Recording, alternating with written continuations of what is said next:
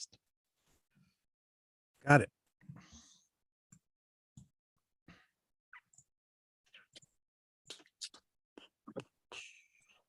Right on.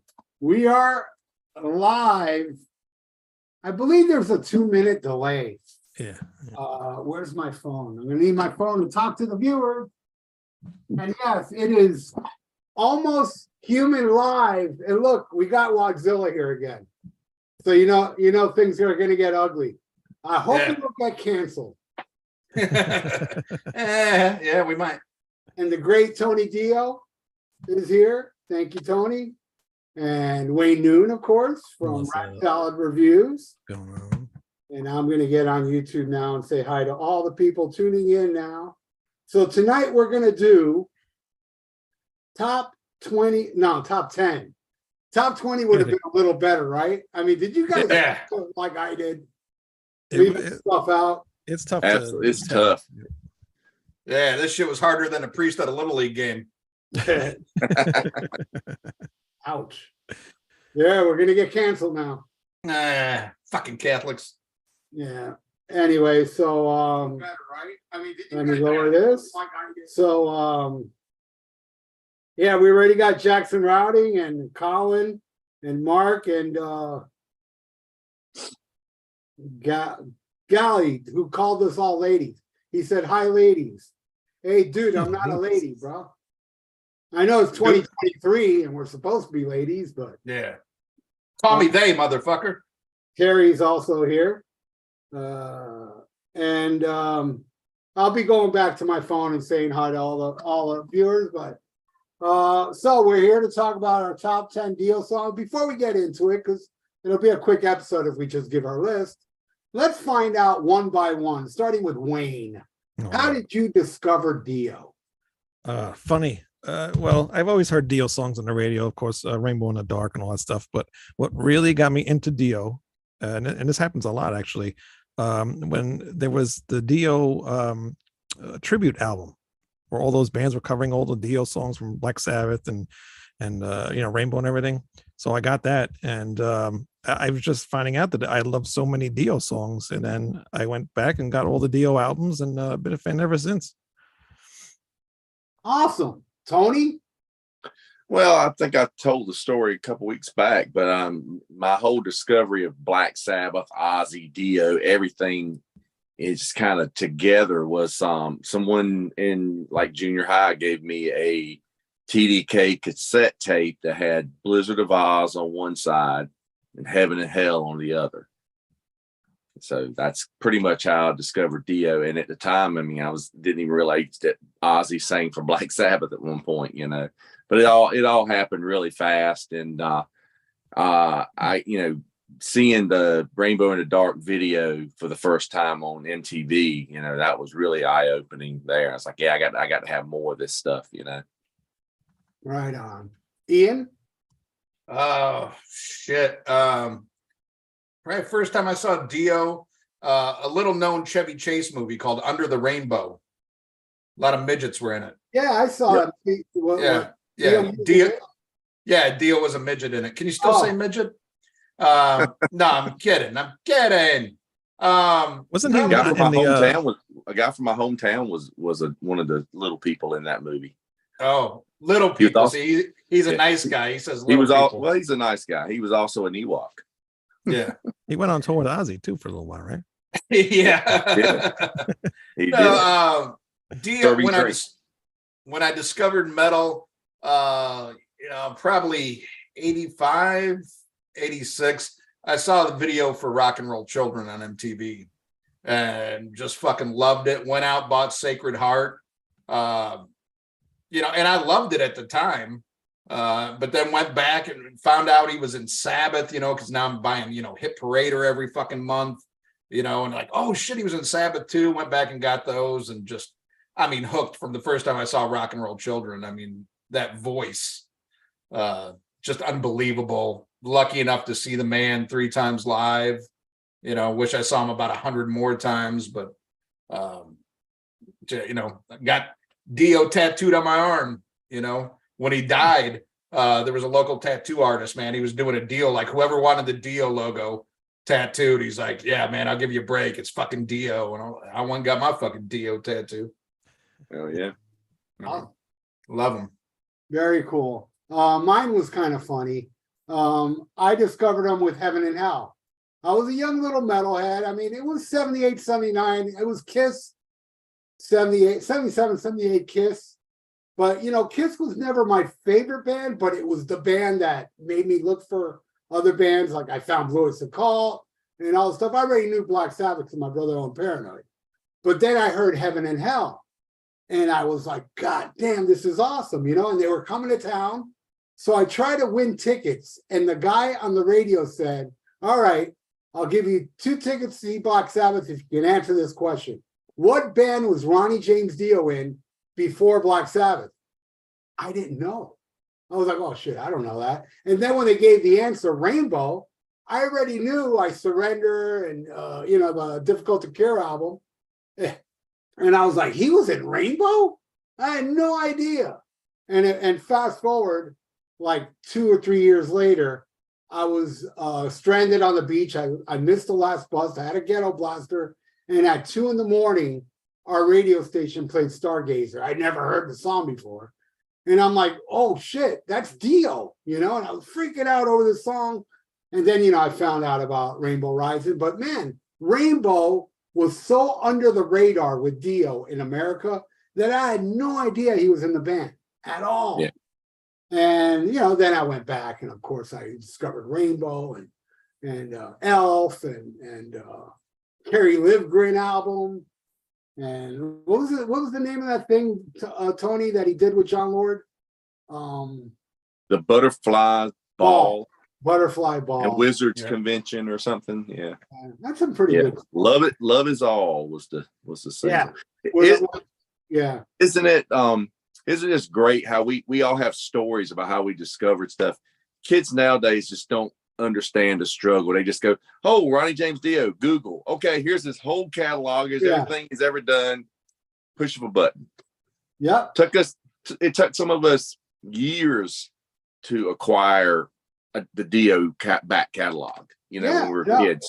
You didn't have much money and you had to go find the stuff. And it was crazy. I'm telling you, if it wasn't for that DJ, I don't think I would have known Dio was in Rainbow for many years to come, for at least 3-4 years, because it was so under the radar. It wasn't until Dio went solo and he started doing Man on the Silver Mountain and stuff like that, live. That's when I think people started to catch on in America about Rainbow Dio. But man, Rainbow Dio those 3 albums are so damn classic. It's amazing how they didn't really take off at all. Yeah, I think I discovered all that just through maybe buying Hit Parade or a Circus or something. It'd be a story on Ronnie James Dio. I remember the first article I remember seeing about Dio was right before Holy Diver came out and was in Hit Parade, and they actually had it listed that the name of the album was Heavenly Diver. I may still have that issue somewhere, but I remember they had Heavenly Diver was the name of the album. And it had a photo of the band like in the studio working, Ronnie sitting behind the board, the band gathered around him.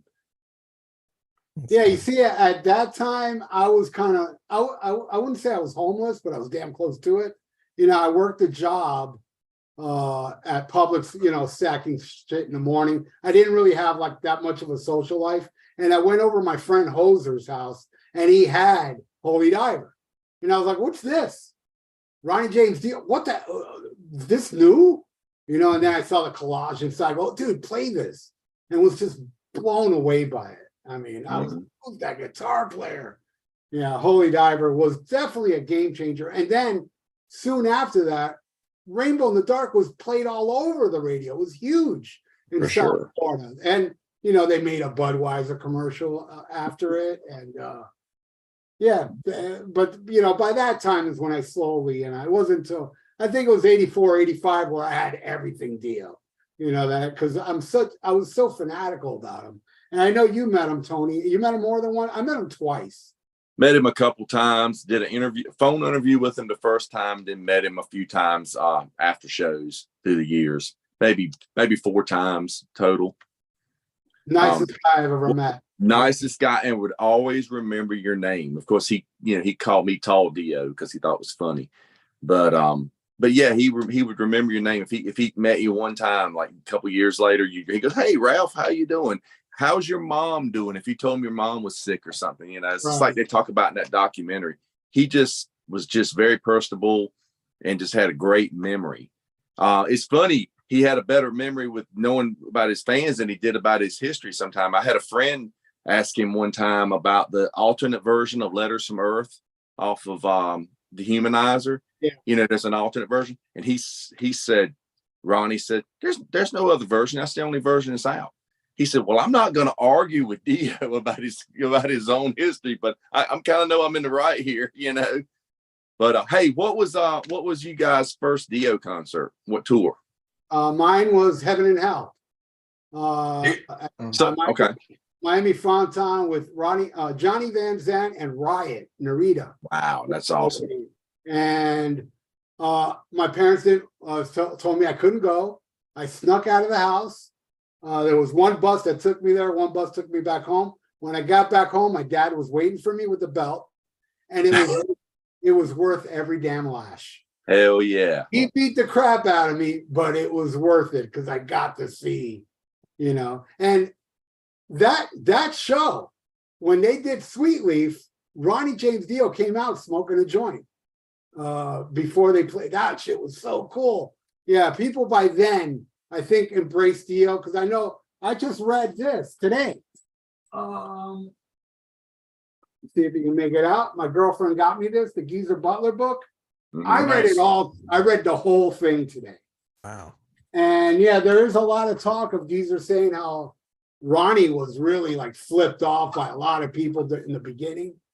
They would flip him off and tell him screw you, but by the end of the show, they loved Ronnie. He had to prove himself. But when I saw them, I mean, Bill Ward wasn't there no more. But when I saw them, man, people were into it, man. People were digging Ronnie, and it was awesome. Though, there were people in the crowd yelling Iron Man and, the classics.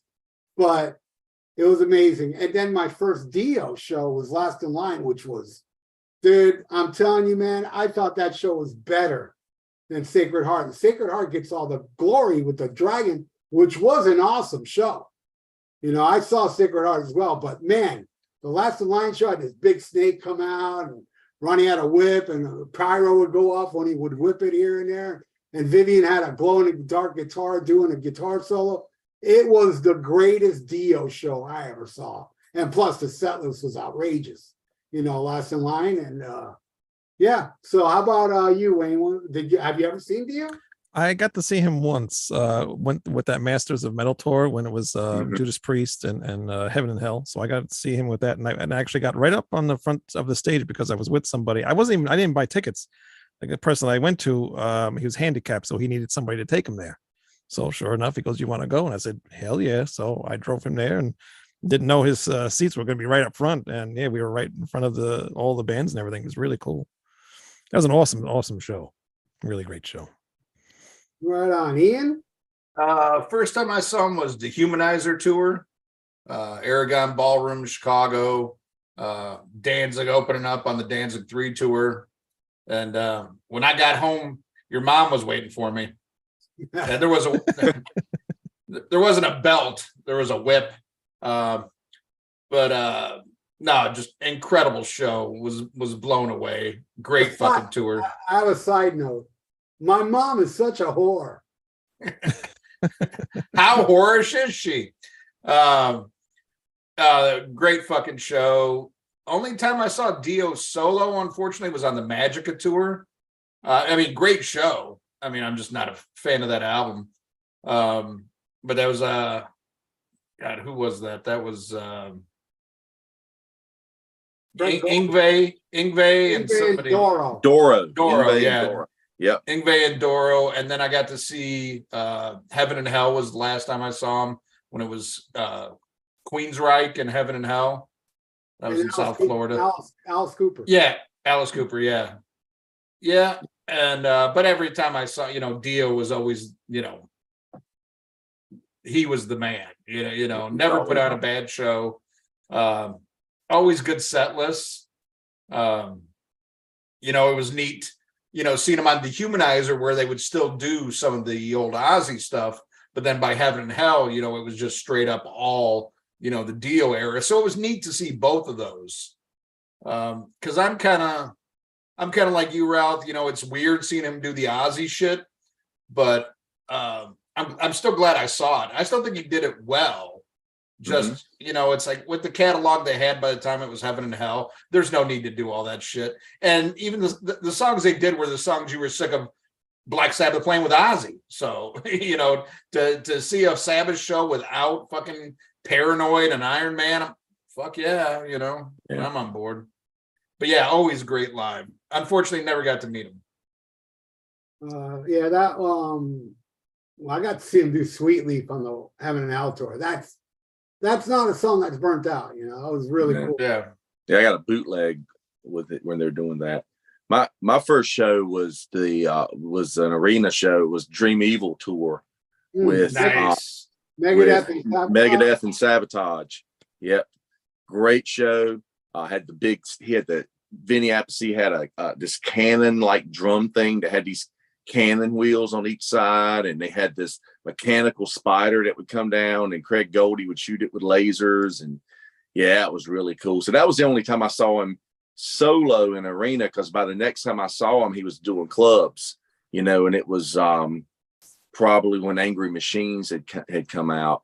And I saw him a bunch of times in clubs over the years through, you know, Magica and Killing the Dragon and stuff. Actually, I did see him in a arena one more time. It was with the Deep Purple and Scorpions tour. He was opening. Now, and thinking back, yeah, he opened for Iron Maiden in an arena too. I keep thinking how many times I got a list somewhere of how many times I saw him through the years, but it's on my phone here, and that's what I'm using. But yeah, the last show that I saw him at was Heaven and Hell on the last Heaven and Hell tour. Less than a year before he died. And that's when they were touring with that Coheed and Cambria opening. And we went back at stage afterwards. And my friend Richard was a truck driver for Upstaging on tour, and he got us back. And we're just hanging out and we're talking to Vinny and Ronnie, and Tony and Geezer kind of snuck off. We didn't get to talk to them, but Ronnie stood around, and I was talking on the phone with a friend of mine, and he comes walking out. I was like, "Hey, Ronnie.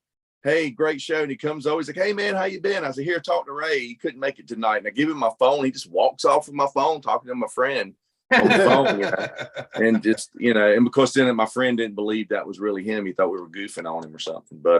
But he gave us, and he gave us some beer that night. Because I got some beer in my dressing room if you guys want it. Because I hadn't been feeling good. My stomach hadn't been feeling good. You know, I just kind of didn't know he was sick then, you know. But he gave us some of that Bottleton's English ale, like in the yellow can with it's like a paintball in it, shakes around. I thought it was kind of crazy. But just the sweetest guy, you know. I'm glad I saw him as many times as I did. Yeah, me Ralph, too. did you get to see him on the Lock Up the Wolves tour? Yes, I actually traveled to Lakeland, Florida to see that Nice. with Love, Hate, and Cold Sweat. Cold Sweat, yeah. It didn't come down here, so I mean, I saw. Thing is, Holy Diver didn't come down here. I saw Heaven and Hell. I saw Mob Rules. I saw Last in Line. I saw Sacred Heart, but the Sacred Heart I saw was with Craig Goldie. Craig Goldie. The first time they did come down here at Vivian, but I was in California at the time, and I saw Dream Evil. I saw Lock Up the Wolves. I saw Dehumanizer. I saw Strange Highways in a little club. I saw Master of the Moon and Heaven and Hell. I think that's all the times I've seen Dio. And You know, there's some footage on YouTube from the Lock Up the Wolves tour that was posted by Cold Sweat's old tour manager. And it's actually under Cold Sweat if you look it up, but it's like all this footage that you can see of them on tour with Dio. It's like watching, you know, their home movies, but it's a lot of live footage. Because I never saw any footage from there. And, you know, he's got that with the gate opens, the gate's locked, and it opens, shows all that. So cool, man. That was really, really cool. you know, the show I saw was filmed by Bootlegger, and it is on YouTube, like the full Okay. The full show is. Yeah. I'm surprised I don't have that. I've never seen that. I've got a couple of audios from that tour, but I hadn't seen any video. Yeah, you type in Dio Lakeland, somebody filmed it. Okay, cool. And it was an amazing show. Rowan Robinson was just unbelievable. That's Yeah. a great album. Lots of I think so Yeah, it too. is. Very underrated. yeah, I The think other thing, I think that it suffers from the CD age. You know, it could have been trimmed down. I think, you know, cut a couple Exactly. songs, it would have been much tighter. But Mhm. man, I just loved Rowan, and I was very disappointed that when he went back to the solo career, he went back to Craig Goldie, who, I mean, I love Dream Evil, but other than that, I'm pretty like on his era with Dio. But I thought Rowan was just amazing. Mhm. well, I want to say hi to Mark Daly and Jimmy. Jimmy's here, and Mark and KK Priest. Have you heard the new KK Priest? I really liked it. I thought it was good. I just watched some footage. Someone was at a KK Priest show. I guess they played in England, and someone yeah. posted footage up. Oh, They cool. sounded really good. They were doing Victim of Changes. Right on. Hey, and we should let Mark Daly know that for the rest of the show, we're going to talk about metal, so he probably won't be interested. Yeah, Mark Daly. We're going to talk about bands that didn't even go gold. So Yeah. no interest Yeah. in you. Yeah. Sorry, I just cost you a viewer. No Kiss talk here. Mark Daly, something else. All right, so all right, let's get into this then. The first five, Tony. What's your first five deal? First five. All right. For the number 10, going to go to my favorite Black Sabbath record, Mob Rules. And we're going to go with Country Girl. Because, you know, living in North Carolina, I've fallen in love with several country girls, and some of them are pretty wicked. So from there, number 9, I'm going to go to last in line and go with Evil Eyes. I think that's a great track. Actually, you know, they recorded that for Holy Diver and they didn't use it. It's actually it was on this like EP that came out, the original version of it. But yeah, I like both versions. They're great. I am number- aware that Evil Eye was a B-side, but I haven't heard them. Are they different? They're different. Yeah. It's a Yeah. different. Yeah. It sounds the other version sounds like Holy Diver. You know, the production is just a little bit different between the two, but you can tell. Yeah. Number 8, which is probably Ralph's number 1, but I'm going to go number 8, Stargazer. One of the greatest metal songs ever, just epic as hell, from the Rising album. Number 7 is going to be from Holy Diver. It's going to be Straight Through the Heart. Love that one. Another great, and everything on Holy Diver is great. And I want to say, this is my top 10 this week because it could change. I mean, there's a few of them that's going to always be there, but some of them just vary. I mean, every week is something. There's so many great songs from the Dio catalog. Number 6, the last of these 5, I'm going to go with Die Young from Heaven and Hell. Great track. Love the video for that too. I've just never understood why they never showed that video on MTV back in the early days. You know, that is just such a great video, man. Yeah. Love the whole thing where he's spinning the mic stand and he drops it. And that's just, guys, just epic. Yeah, and the lights coming down on them during the Yeah. Amazing. I own that Die Young you had. That to me has the best version of Heaven and Hell. I think Heaven and Hell's on there, right? Live. Yeah, I think it's the same version from Hammersmith, if I'm not mistaken. God, it's so good. It's Yeah, like the my live favorite. at Hammersmith version. Yeah. Great 12-inch EP there. Amazing. All right, Ian, give us your first 5. My first 5. Let's see. Number 10, I'm going to go with Rainbow, Light in the Black. Just fucking amazing. I know everybody loves to suckle the cock that is Stargazer, but I've always said I prefer Light in the Black. I just think it's an amazing track. Doesn't get its due, even though everybody's like, you know, Rising, but everybody's Stargazer. Light in the Black for me. Number 9, I'm going with Don't Talk to Strangers. I mean, just an amazing track off of Holy Diver. You know, him talking about just how he felt fucked over by bands in the past, don't trust anybody. Now he's doing it himself, and it just stands the test of time. An amazing track. Number 8, Dio, Last in Line, the title track to the second album. Just fucking amazing. I never ever get sick of it. Like Rainbow in the Dark, I still love it, but I never need to hear it again. But Last in Line, you could put it on a fucking loop, and I hear that guitar intro, and I'm fucking there. Number 7, I'm gonna go with the title track to the first one, Holy Diver. It's fucking Holy Diver, and a lot of this stuff that off the first Dio album, Holy Diver, you could only imagine what would it be like with Sabbath, if he wouldn't have left. And I think it would have been just as good, but I'm still glad we have these versions, because Vivian and the rest of the band, I think, just took it in a total other direction that we wouldn't have got necessarily with Sabbath. And at 6, I'm going to go with Voodoo off of Mob Rules. Fucking amazing, amazing track. Again, one I don't think gets enough credit, when people talk about the Dio Sabbath era, and even more powerful live. I mean, that version on Live Evil, that's why this is my background and everything. That Live Evil Voodoo is just fucking amazing. Love it. Right on. Well, Jackson Rowding, I'm gonna talk about his top 10. He wrote it. He said at number 10, Wishing Well. Number 9, Last in Line. Number 8, Children of the Sea. Number 7, One Night in the City. 6, Heaven and Hell. 5, Gates of Babylon. 4, Mob Rules. 3, Stargazer. 2, Man of Silver Mountain. And 1, I from Dehumanizer. Cool list, dude. I want to say hi to Travis, who cool dude. And Music is Life. Oh, Music is Life has his top 10. Oh, screw him. We don't. His their top 10 don't matter. His number 1 is Stargazer, then Neon Nights, then Falling Off the Edge of the World, then Turn Up the Night, then Kill the King, Mob Rules, Evil Eyes, Caught in the Middle, Die Young, and Hide in the Rainbow, which is a bonus track, right? Yeah. That's his number 1? Oh, no, that's his number 10. Oh, okay. He went from 1 to 0. Okay. He sucked the cock of Stargazer like what I do. Yeah, don't forget the balls. I won't.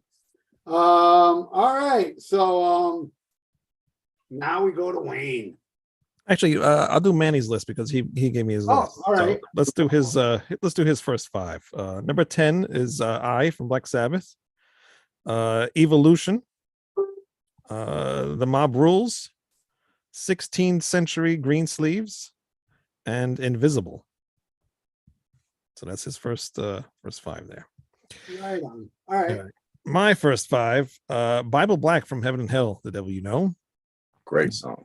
Number 9, I mean, that was like one of the last songs that's basically like the last song he did, and just hearing that he still had that power in his voice is just awesome.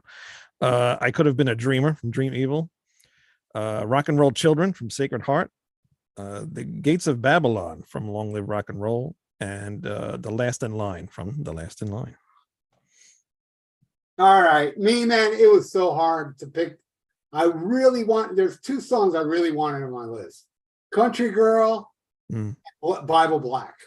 And they didn't make it, but I really want, those are the 2 I really wanted. Lonely as a Word too is another one that I really love. But I went with, and not a lot of people talk about this song, and I think it's the best song off the first Rainbow album, Self Portrait. I absolutely love, not talked enough. It's such a great, catchy, could be a radio hit tune. I love, Paint Me a Picture and Hang It on the Wall. Number 9, the title track, Holy Diver. It's total Sabbath, total heaviness, total awesomeness.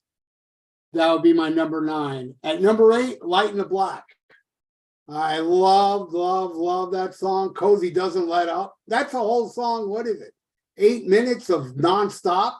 It doesn't slow down. It's just bam. Love it. Dio didn't love it though. All right. Number 6.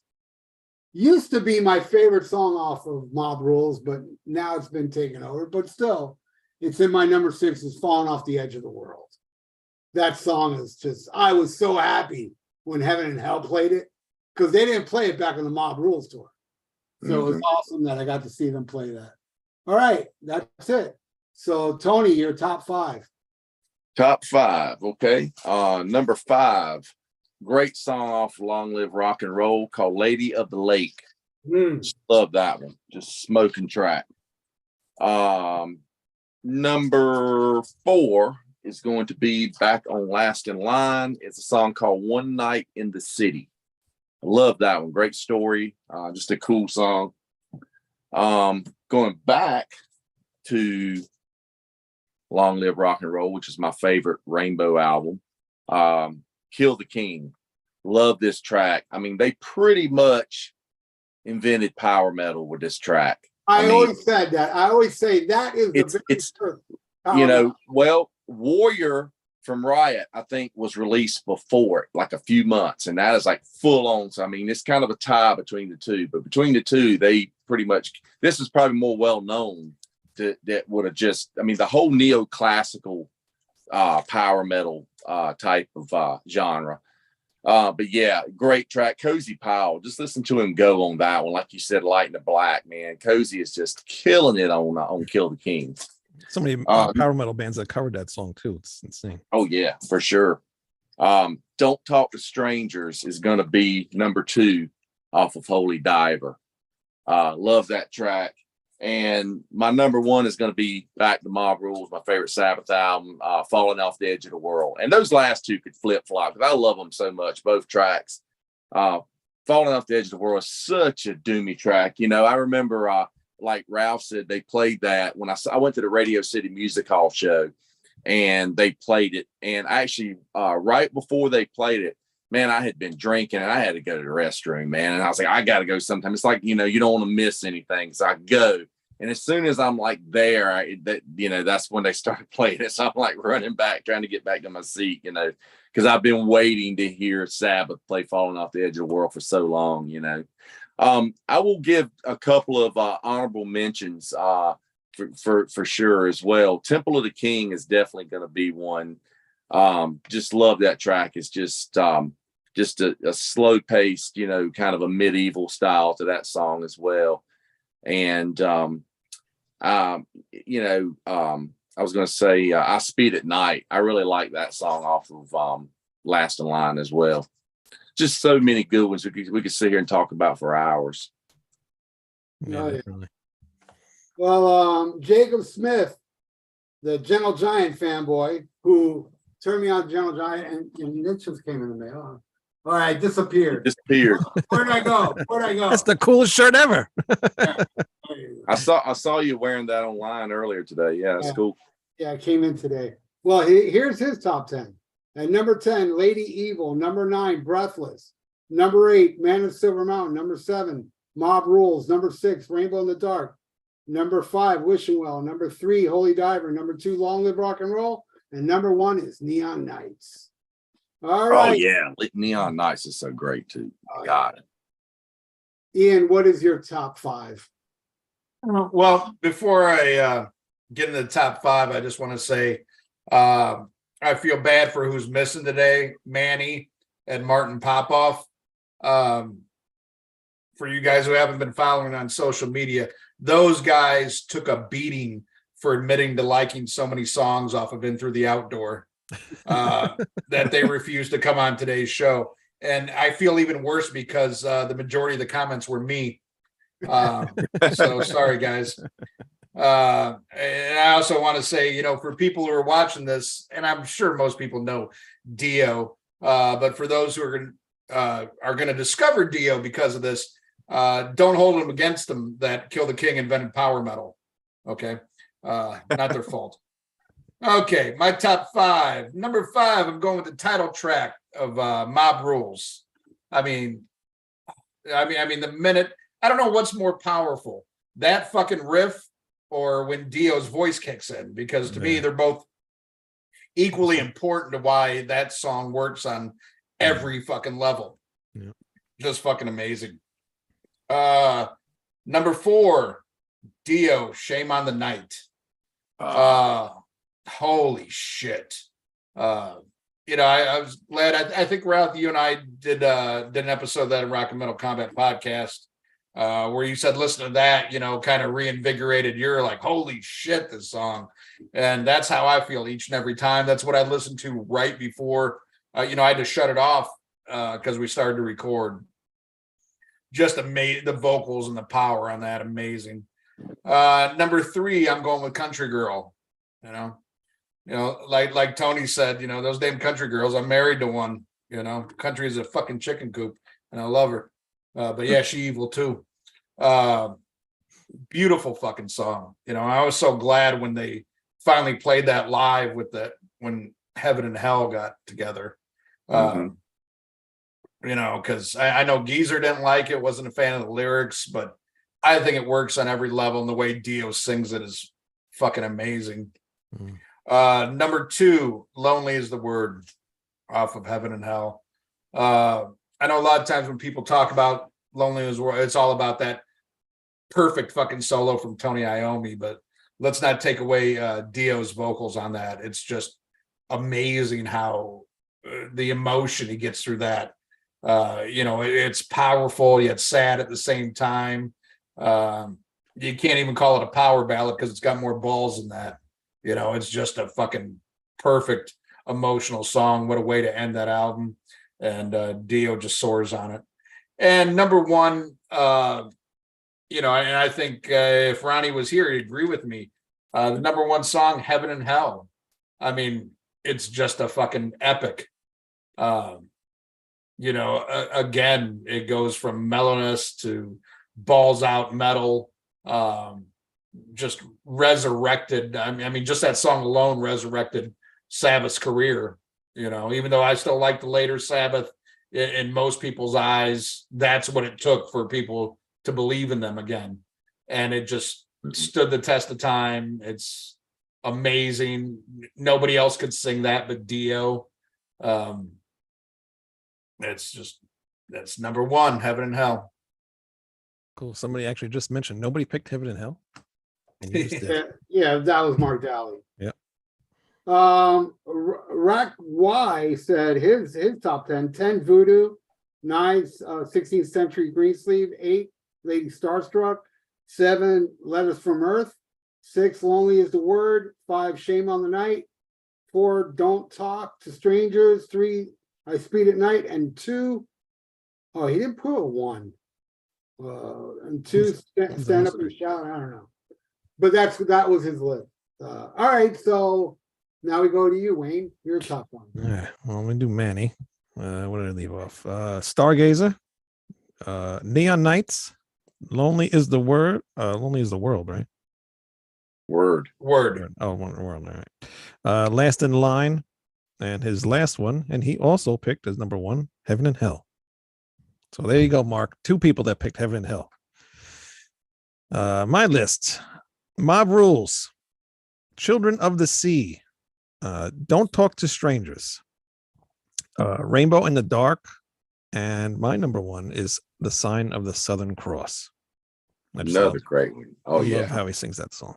Just love it. Nice. And I have some other mentions too on here. There's 4 other ones. Man on the Silver Mountain, Eating the Cannibals.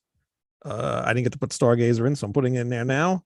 And Holy Diver. It was hard to not put Holy Diver on that top 10 list, but there's just so many great Dio songs. You can only, do so many. Yeah. Very tough. I only named 4, so I got 6 left. At number 6, I'm going to go with my favorite Dio song ever. The Dio Band, Shame on the Night. There's just something about that tune. It just rules all. And then we got Die Young, which is my favorite off of Heaven and Hell. Amazing song. Number 4 used to be my second favorite off Mob Rules, but now it's my favorite, and that is Sign of the Southern Cross. That song is so epic. I highly recommend you all see what's his name? Daily Doug. Watch his reaction to Sign of the Southern Cross. It's hilarious. The guy's a trip. All right. Number 3 is my all-time favorite song that Dio did with Black Sabbath. And that is I off the Humanizer. Something about that tune, man. It just rips. You know, not my favorite Sabbath album, but definitely my favorite Sabbath song with Dio. Number 2, Gates of Babylon. Just so fucking epic and so amazing that made it all the way to number 2. And number 1, of course, I'm going to suck the cock of Stargazer, because not only is it my favorite Dio song, it's just my favorite song, period. I don't think anybody, and look how I lather that ass, Ian. I don't think anybody's written a song as good as Stargazer. And I made a video for it that I think it's at 20 million views now. Amazing video. I've shared it. I've watched it. You did a great job with that. Thanks, man. So cool. Yeah, I can't believe it made it all the way to 20 million. That's amazing. Over That's 20 million views. Mhm. Crazy, That's right? insane. So that is it. That is my top 10. But yeah, I have a million honorable mentions. Bible Black, Country Girl. I love Lonely is the Word. I love Wishing Well a lot. I think that's like a dark horse song off. L- You know? Lady Oh, yeah. E. Lady Evil. I love But Turn Up the Night. That's a great opener for Mob Rules. and what's that killer song on side 2 of Long Live Rock and Roll? I'm like a freight train. Oh, No, The Shed. man. The Shed. Yeah. That song rules. And of course, Rainbow Eyes, amazing. mhm. And I love Yeah. 20th Century Green Sleeves, Man of Silver Mountain. There's many, many. I mean, it hurt to leave a lot of these off, but It's I stand by my top 10. Yeah, I forgot to. Every week. It's just something will change every week. I forgot to mention I had honorable mentions because I made a list of 15, and then I was like, okay, I'm going to have to cut off 5, and very hard. But in my honorable mentions, I had Sabbath, Neon Nights, Children of the Sea, Man on the Silver Mountain, and I'm glad you finally said it, Ralph. Rainbow Eyes, because holy fuck, the vocal on that, man. And I mean, look what Dio did to poor Richie Blackmore, just fucking, by leaving. Look at Richie Blackmore now. He's an 80-year-old man dressed like a fucking yard gnome playing a mandolin to fucking virgins eating mutton chops with their fucking fingers. He's fucked. He's hot wife, fucked. though. His wife's But, hot. yeah, probably hasn't fucked her since he met her.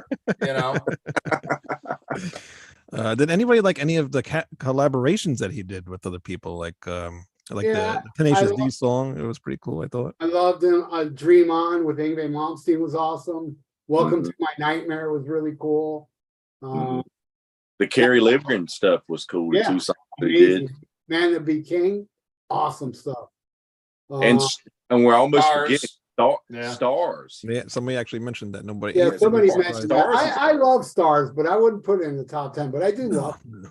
There's a video, like a live video of them of Dio playing in Japan in like '85, and they're doing Stars live. I mean, just the Dio band with no extra guest vocalists. And yeah, I mean, it's a total Dio song. I mean, Metal Mike just mentioned Night People. That's another really good song too. Night People's awesome. Mm-hmm. Starts off of and all the Full Sailed Away, Naked in the Rain. Good shit on Dream Evil. Yeah.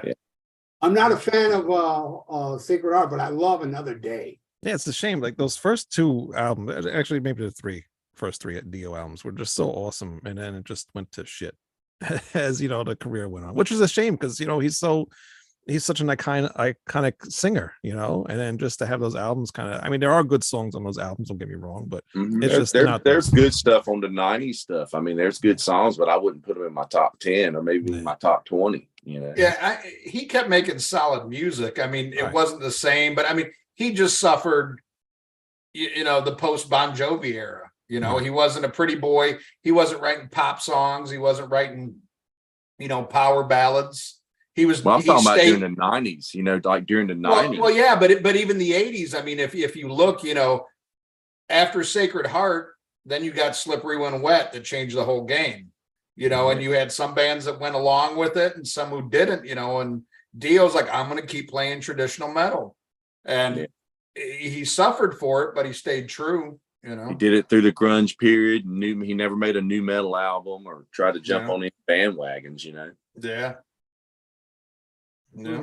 He got really dark with He did get really dark. It's definitely a lot heavier and moodier and darker on those later albums. I don't think a lot of the songs really lacked a lot of hooks in them, you know, but they were still cool songs, and the lyrics are always really great. Strange Highways is an awesome album. That's made on it, but I love Evolution and In spite of Tracy G, it's a great album. I think it's an awesome album. Firehead, awesome stuff. And but it was like the theme of it wasn't what we were used to with Dio, because it became more human, more, you know, because at the time, you know, Dio in the 80s was all about reach for the stars, your dreams will come true. Where in the 90s, he was like, fuck that, this world's fucked. Your dreams are not going to come true. And he said that in the interview. He even said that. Now we live in an age that, you know, college education ain't going to do shit, you know? And Well, that had to be a hard era for him. I mean, everything he worked his way up to, and then going back to the clubs.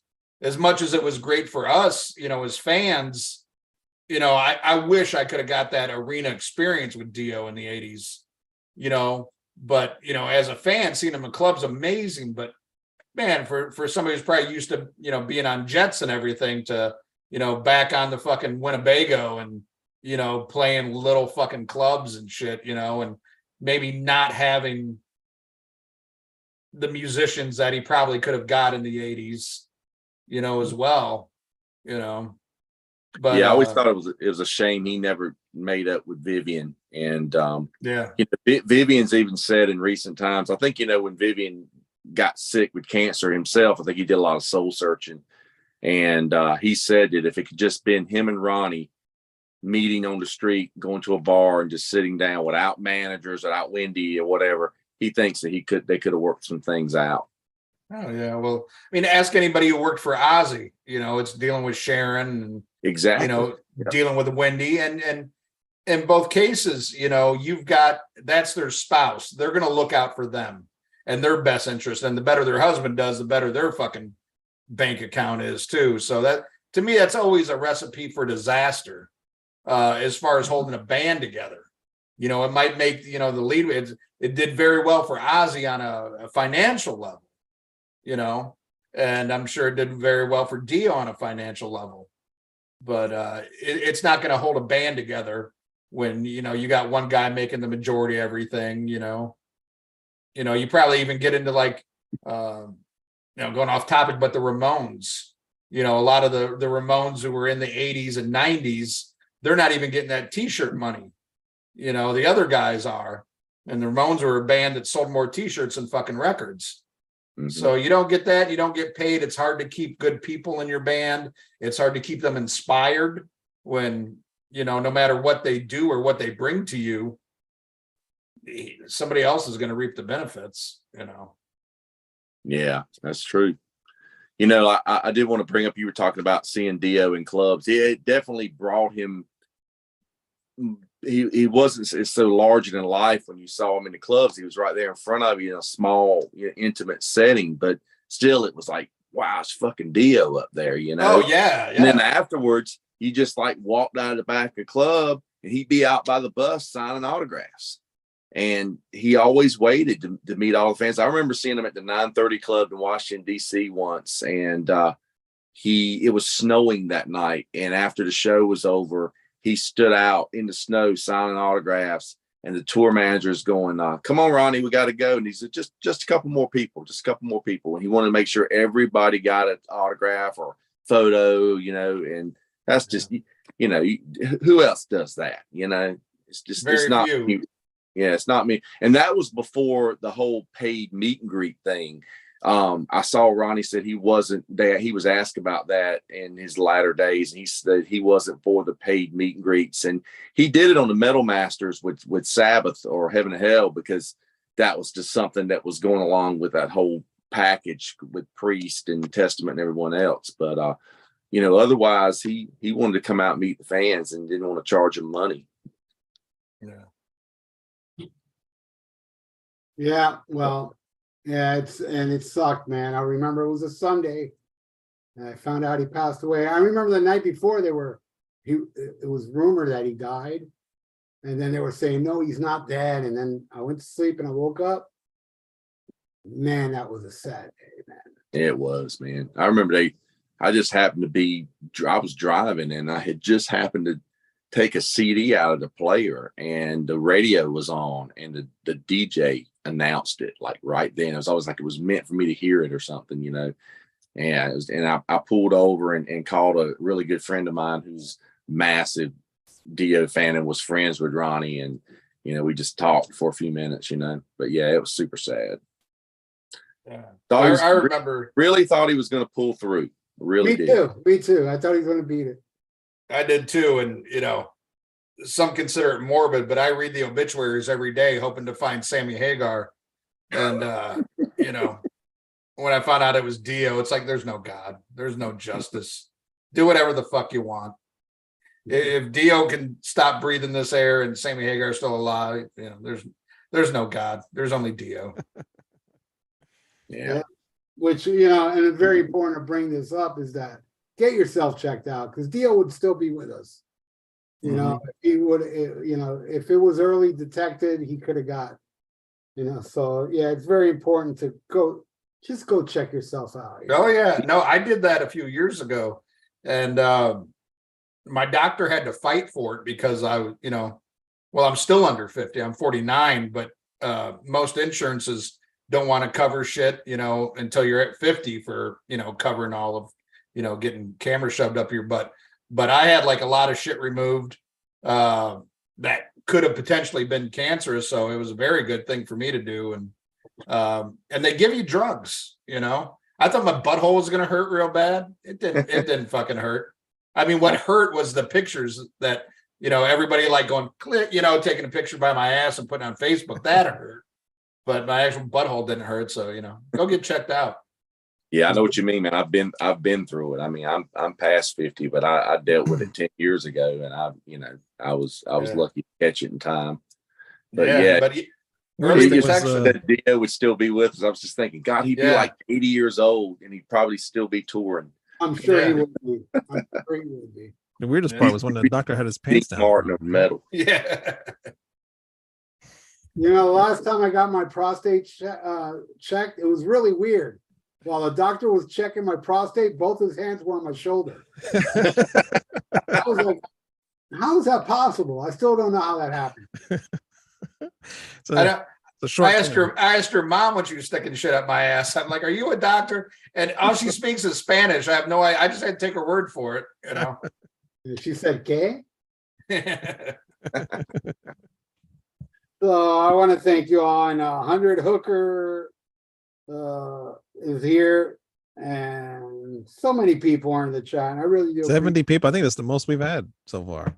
That's awesome, man. I really do appreciate it. What the hell am I going to do next week? I got to keep thinking, man. It's getting harder for me to think of. Unfortunately, next week I won't be here next week. Top 10 worst Dio songs. No. All right. Yeah, we can do top 10 worst Motley Crue songs.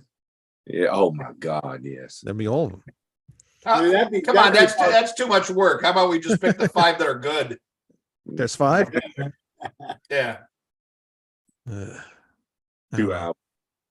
But yeah, go ahead. What were you saying, Dio? I said 2 good albums and 3 if you count the Karabi album. Yeah. And that's counting Shout at the Devil twice. I love the debut. I'll think of something. Maybe it will be I don't know, something Motley Crue. What top 10 Motley Crue songs? Want to do that next week? Yeah, that's fine with me. Wayne won't be here. Yeah. I got a thing too. I gotta get my hair done. I think on that Wednesday. All right, Thursday. I gotta find people.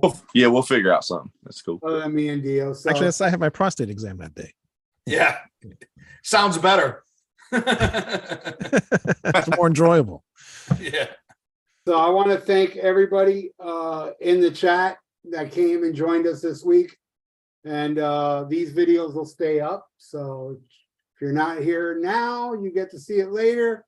And again, I want to thank you all. And Ian, you're going to be here next week, no matter what. Or I'm quitting. Or I'm quitting the podcast. Oh, and by the way, that's very important. Ian and I will start doing live show on our podcast page. Yeah. Just so you all know, very soon. Well, I got you here. Would you like to do something Sunday? Saturday, I'm at a concert, so I can't do Saturday. Yeah, I think I can. Well, you want to do a YouTube live on Sunday? Yeah, but no Motley Crue. All right, YouTube live on Sunday, everybody. If you're not part of the Rock and Metal Combat Podcast YouTube page, do it, because when Ian and I do a live show over there, we're going to see how long it takes before they cancel us. Yeah. 'Cause Yeah, first and last fucking show. it'll probably be the only show. So yeah, tune in Sunday at 8 p.m. We're going to do our very first live Rock Yeah. And we're going to show you how to do like your own prostate exam with just WD-40 and random stuff you have in your kitchen. You know, very informative. So this was fun, dudes. I want to thank you all again. You guys rule. And maybe I'll think of something else other than Motley. Great. Oh yeah. All right. Right.